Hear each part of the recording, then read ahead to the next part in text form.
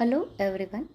We all have been told how to control bleeding after tooth extraction during our study years. My opinion, after working in oral and maxillofacial surgery department for 19 years, is that the plan for bleeding control starts with history. We should stress upon history taking, blood investigations, physician's opinion, informed consent, and patient education about post surgery care and possible complications, surgery plan and preparations, and the last is careful execution of the surgery itself. Let us talk about history taking. First, ask the patient about any previous incidents of excessive bleeding after injuries or spontaneous gingival bleeding.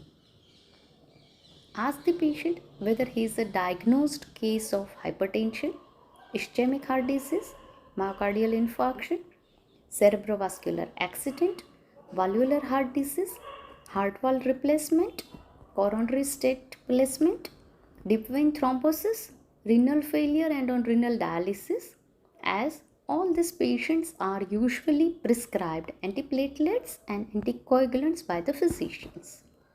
The next is any long history of taking some medications like phenytoin sodium for epilepsy, phenylbutazone for arthritis, cimetidine for GI tract ulcers, as all these drugs can cause aplastic anemia, reducing total platelet count.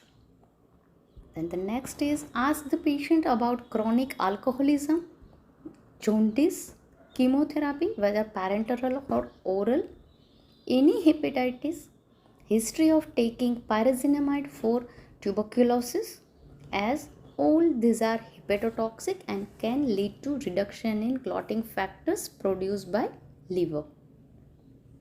Now ask the patient about history of recent viral fever which can reduce total platelet count. Ask the patient whether he has been diagnosed with chronic idiopathic thrombocytopenia or any other platelet disorders, whether he is a known case of total or partial deficiencies of clotting factors, that could be hemophilia or von Willebrand's disease. Here I would stress that critical patients are those who have undiagnosed partial clotting factor deficiencies because they may not have any history of previous excessive bleeding. Now, let us check blood investigations. Ideally, all minor oral surgery patients also should be advised complete blood count, bleeding time, clotting time, and random blood sugar as baseline screening blood investigations.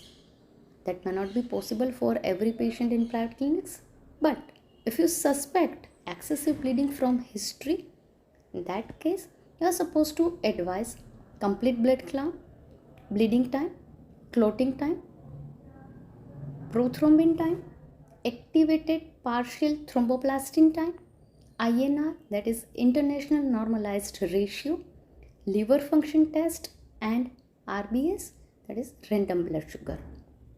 When patient is a diagnosed case of clotting factor deficiency, he will usually produce you complete information provided by the physician that about clotting factor, assays and everything. Now, with the history and result of all these investigations, we are supposed to get physician's opinion regarding possible bleeding complications, local care that we can perform in dental clinics, and the need of physician's care in post surgery phase. Minor oral surgeries like simple tooth extractions, small region alveoloplasties, periodontal surgeries, soft tissue biopsy under local anesthesia can be safely performed with extra surgical care and good treatment plan if patient's platelets are not less than 50,000 per microliter of blood, INR up to 2, and PT up to 1.5 times of lab value. Next step is patient's informed consent and educating him. Inform the patient about his physical and medical condition, chances of excessive bleeding because of it, possible complications with their treatments in dental clinic, as well as the need of physician's care.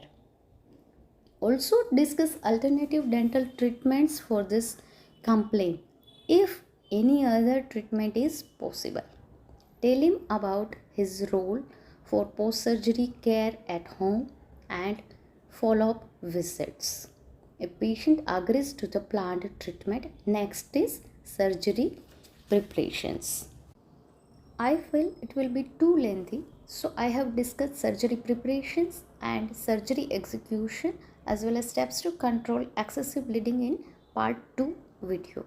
Stay connected. Thank you.